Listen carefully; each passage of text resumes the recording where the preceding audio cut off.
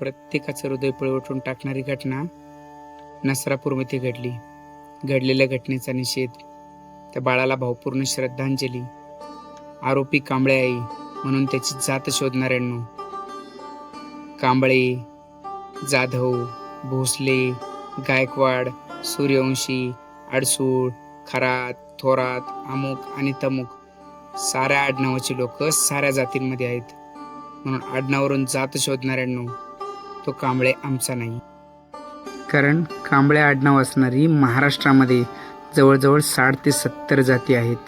त्यामुळं तो कांबळे आमचा नाही. आणि हो, ह्या आडून संविधानाला बदनाम केलं जाते. ह्या घटनेच्या आडून संविधानाला बदनाम केलं जाते. संविधान बदलायला हवं, कायदा बदलायला हवी, घटना बदलायला हवी. तर बांधवांनो, जर बदलायचंच असेल तर ही व्यवस्था बदला.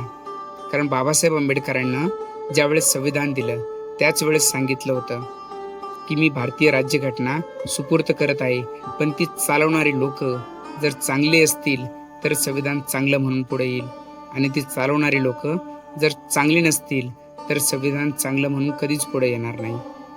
या निरागस बाळाला भावपूर्ण श्रद्धांजली. जय भीम, जय शिवराय.